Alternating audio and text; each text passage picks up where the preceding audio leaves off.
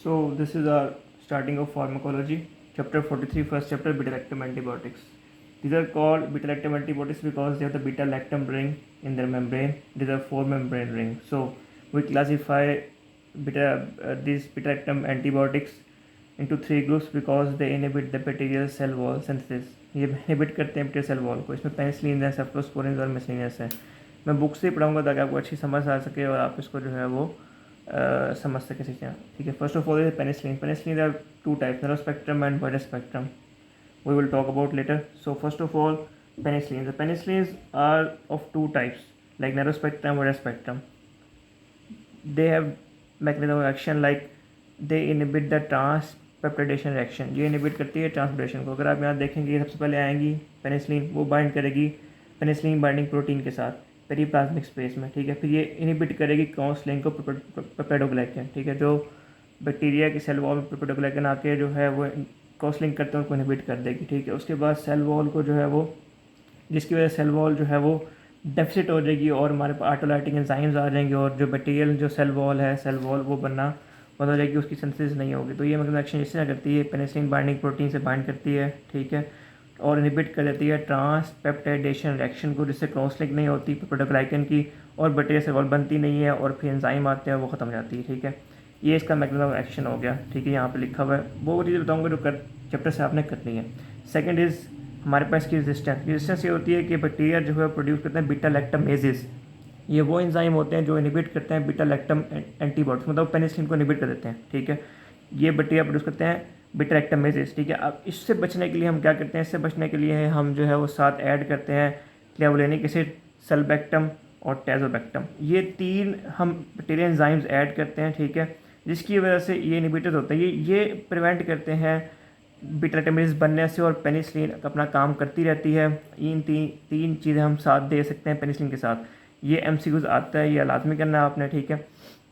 उसके अलावा इसकी रेजिस्टेंस कैसे प्रोड्यूस होती है. ठीक है. रेजिस्टेंस से ऐसे प्रोड्यूस होती है कि अगर बैक्टीरिया करता है, बैक्टीरिया जो अपना पेनिसिलिन बाइंडिंग प्रोटीन जिससे पेनिसिलिन आगे बाइंड करना होता है वो अपने आप को चेंज कर लेता है. ठीक है. It change shape. तो पेनिसिलिन बाइंडिंग प्रोटीन जो है वो अपनी बैक्टीरिया शेप को चेंज करते हैं, जिससे पेनिसिलिन की जो जिसने आगे बाइंड करना होता है पेनिसिलिन ने स्पेसिफिक बाइंडिंग प्रोटीन के साथ उसकी शेप नहीं होती है, पेनिसिलिन बाइंड नहीं करता, जिसकी वजह से रेजिस्टेंस जो है वो पैदा हो जाती है. जब आप ज़्यादा एंटीबॉडीज़ बार बार खाएंगे, ठीक है, तो आपका जो है इफेक्ट खत्म हो रहा है. दूसरा पेनिसिलिन जो है बैक्टीरिया साइडल है, ये भी एमसीक्यूज है आपका. सेकंड, अब हमारे पास क्लिनिकल यूजेस की बात. क्लिनिकल यूज में हमारे पास ये है कि तो नैरो स्पेक्ट्रम है, उसमें पेनिसिलिन जी है. ठीक है. ये ड्रग ऑफ चॉइस है सिफिलिस के लिए. सिफिलिस के लिए ये ड्रग ऑफ चॉइस है. इसके अलावा ये यूज़ हो सकती है स्ट्रेप्टोकोकाई में और मेनिंजोकोकाई में. ठीक है. ये जो है पेनिसिलिन रेजिस्टेंट स्ट्रेप्टोकोकस निमोनिया में यूज़ नहीं करते क्योंकि रेजिस्टेंट होती है, और स्ट्रेप्टोकोकस ऑरियस में भी यूज़ नहीं करते, उसमें भी रेजिस्टेंट होती है. नोसीरिया गोनोरिया में भी यूज़ नहीं करते, उसमें भी रेजिस्टेंट होती है. सेकंड हमारे पास जो है वो पेनिसिलिन वी है. दो हैं नैरो स्पेक्ट्रम, पेनिसिलिन जी और पेनिसिलिन वी. पेनिसिलिन वी जो है वो ओरोफ्रेंजियल इन्फेक्शन के लिए हम यूज़ करते हैं. ये भी एमसीक्यूज है, एमबीबीएस. सेकंड हमारे पास जो है वो very narrow spectrum. Very narrow spectrum में हमारे पास मेथिसिलिन है, हमारे पास जो ऑक्सीसिलिन है और नेफिसिलिन है. ठीक है. इनको हम, ये तीन है वेरी नैरो स्पेक्ट्रम में. ये यूज़ होती हैं स्टेफ्लोकोकस ऑरियस में. ठीक है. जिनमें मेथिसिलिन रेजिस्टेंट होगी उसमें हम यूज़ कर सकते हैं, या हमारे पास जो स्टेफ्लोकोकस एपिडेमिडिस में हम इसको यूज़ कर सकते हैं. देन हमारे पास वाइडर स्पेक्ट्रम. वाइडर स्पेक्ट्रम में हमारे पास जो एम्पिसिलिन है और मोक्सिसिलिन है. एम्पिसिलिन और मोक्सिसिलिन वाइडर स्पेक्ट्रम में. ये 5 का सवाल भी है. इसमें क्या होता है, इसका जो निमोनिक मैंने बनाया था वो था लीच पी. ठीक है. एल से हमारे पास जो लिस्टीरिया मोनोसाइटोजीन्स है, ई से एस्टेरिया कोलाई है, फिर पी से प्रोटीज मिराबिलिस है, हेमोफिलिस इन्फ्लुएंजा. ये आप यहाँ से कर सकते हैं. अगर अदर दो टाइप्स जो हैं वो है पाइपरसिलिन और टाइकार्सिलिन. ठीक है. ये भी हमारे पास जो है नेगेटिव ग्राम नेगेटिव रोड्स के लिए हम यूज़ करते हैं. इसकी टॉक्सिसिटी में हमारे पास मेनली जो है वो एलर्जी आ जाती है, हाइपरसेंसिटिविटी आ जाती है, क्रॉस सेक्शन. तो ये क्रॉस सेक्शन बहुत जल्दी करती है. सेकंड कैटेगरी हमारे पास जो थी वो थी सेफ्लोस्पोरिन्स की. ठीक है. इनकी 1 से लेके जो है वो 4 जनरेशन तक होती हैं. ठीक है. इसका मैकेनिज्म एक्शन भी सेम पेनिसिलिन की तरह ही होता है. ये भी पेनिसिलिन बाइंडिंग प्रोटीन के साथ बाइंड करती है और बैक्टीरिया सेल वॉल सिंथेसिस को जो है वो इनहिबिट कर देती है, उसको ख़त्म कर देती है. ठीक है.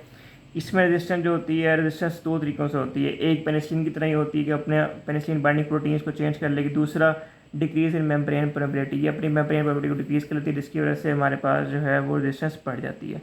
यूजेस में इसमें आपने नाम याद करने हैं. ठीक है. फर्स्ट जनरेशन में ये ड्रग्स हैं, सेफाजोलिन है, सेफ्लेक्सिन है. सेकंड जनरेशन में ये 3 ड्रग्स हैं. ठीक है.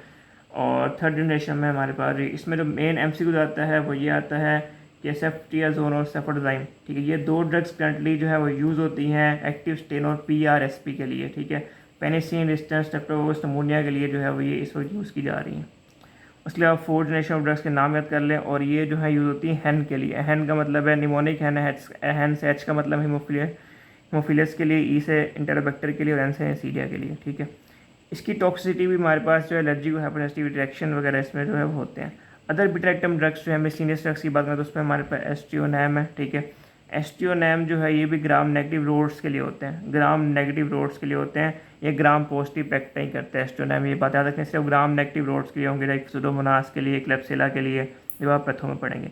इसका मैकेनिज्म एक्शन ये होता है कि ये इनहिबिट करता है सेल वॉल सिंथेसिस को, ठीक है, bye binding the penicillin binding protein, ठीक है, PB3 के साथ, पेनिसिलिन बाइंडिंग प्रोटीन 3 के साथ बाइंड करता है और हमारे पास जो है वो टी सेल वॉल को सिंथेसिस होने से रोकता है।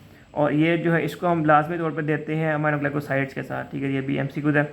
इसमें आगे जो एस्टियोनैम के अलावा दूसरी ड्रग्स जो उसमें कार्बापेनिम है, इसमें इमिपेनिम है, डोरिपेनिम है, मेरोपेनिम है, इर्त्रापेनिम है, ठीक है। ये भी हमारे पास जो है वो ड्रग्स हैं इनको हम यूज़ करते हैं ग्राम पॉजिटिव कोकाई के लिए, ठीक है। ये है ग्राम पॉजिटिव कोकाई के लिए और ये है ग्राम नेगेटिव रोड्स के लिए, ठीक है। ग्राम पॉजिटिव कोकाई में हम इसको यूज़ करते हैं। उसके अलावा हमारा बीटा लैक्टम इनहिबिटर से पहले मैं बता चुका हूँ आपको, ये 3 जो हैं क्या लेने के जैसे सेल्बेक्टम डेजोबेक्टम इनको हम पेनिसिलिन के साथ देते हैं या बीटा लैक्टम इनहिबिटर्स के साथ देते हैं, क्योंकि ये प्रिवेंट करती है कि बैक्टीरिया बीटा लैक्टमेज ना बनवाए और बीटा लैक्टम जो एंटीबायोटिक के अंदर होता है उसको ख़त्म ना करें, ठीक है। Other cell wall membrane active agents जो है उसमें वैनकोमाइसिन है, ठीक है, और इसमें जो मेनली है ना वो है वैनकोमाइसिन एंड डेप्टोमाइसिन। वैनकोमाइसिन क्या करता है, मैकेनिज्म एक्शन वैनकोमाइसिन क्या है कि it inhibits the DLR terminal, ठीक है। बैक्टीरिया सेल वॉल के अंदर जो है ना वो एक पेप्टाइडोग्लाइकन होती है, चेन होती है, ठीक है। उस चेन में जो है वो होता है, चेन के अंदर होता है DLR, ठीक है, ये टर्मिनल होता है, ठीक है, उस चेन का। उस चेन के अंदर फॉर एग्जाम्पल इस तरह होता है DL-एलानिन और हमारे पास D-एलानिन होता है, ठीक है। ये करती है वैनकोमाइसिन बाइंड जाए करती है DLR-D-एलानिन के साथ, ठीक है, और ये करती है उसको इनहिबिट कर देती है। पेप्टाइडोग्लाइकन आगे जो है वो अटैच नहीं होता और ट्रांस ग्लाइकोसिलेशन नहीं होती, मतलब उसकी जो है वो चेंज नहीं बनती, ठीक है। वो ये करती है वो हमारे पास जो है ये आप देख सकते हैं वो DLR-DLR के साथ जो है वो DLR-DLR के साथ जो है वो बाइंड करती है, ठीक है। पेप्टाइडोग्लाइकन पेंटापेप्टाइड साइड चेन के साथ बाइंड करती है, इनहिबिट कर देती है ट्रांस ग्लाइकोसिलेशन को और हमारे पास डिक्रीज कर देती है एलोंगेशन को और इंटरफेयर करती है क्रॉस लिंकिंग में। क्रॉस लिंकिंग नहीं होती जिसकी वजह से जो है बैक्टीरिया सेल जो मेम्ब्रेन है वो बनती नहीं है। इसके यूजेस क्या है वैनकोमाइसिन के, ये यूज़ होती है, ये ड्रग ऑफ चॉइस है एंटेरोकोलाइटिस के लिए, ये MCQ आता है यूएचएस में, एंटेरोकोलाइटिस के लिए ये ड्रग ऑफ चॉइस है। उसके अलावा ये रेजिस्टेंस जो है वो शो करती है अगेंस्ट वैनकोमाइसिन रेजिस्टेंट एंटेरोकोकाइक में और वैनकोमाइसिन रेजिस्टेंट स्टेफ्लोकोकस ऑरियस में, ये 2 इसकी रेजिस्टेंस है, ये भी MCQs है। यूजेस इसके हमारे पास जो है एंटेरोकोलाइटिस है ड्रग ऑफ चॉइस, उसके अलावा पेनिसिलिन रेजिस्टेंट स्टेफ्लोकोकस निमोनिया के खिलाफ जो है ये एक्टिव होती है, दूसरा मेथिसिलिन रेजिस्टेंट स्टेफ्लोकोकाई ऑरियस के खिलाफ जो है ये एक्टिव होती है, और क्लोस्ट्रिडियम डिफिसिली, ये 3-4 जो हैं ये इसके यूजेस हैं और 2 इसके रेजिस्टेंस हैं। फिर डेप्टोमाइसिन की बात करें, डेप्टोमाइसिन भी एक्टिव एजेंट है, ठीक है, जो वैनकोमाइसिन रेजिस्टेंट थे ना, फॉर एग्जांपल वैनकोमाइसिन रेजिस्टेंट एंटेरोकोकाई था और वैनकोमाइसिन रेजिस्टेंट स्टेफ्लोकोकस ऑरियस था, इन दोनों के खिलाफ जो है वो डेप्टोमाइसिन जाती है। अगर किसी को वैनकोमाइसिन रेजिस्टेंस हो तो हम डेप्टोमाइसिन जो है रिकमेंड करते हैं। ये करती है पोटाशियम लीक्स को ओपन कर देती है, ठीक है, और सेल डेथ कॉज कर देती है।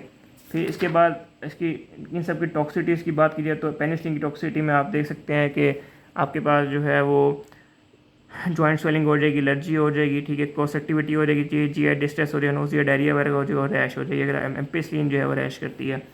सेफ्लोस्पोरेंस की टॉक्सिटी की बात करें तो हाइपरसेंसिटिविटी रिएक्शन जो है वो शो करती है, एलर्जी शो करती है, ठीक है।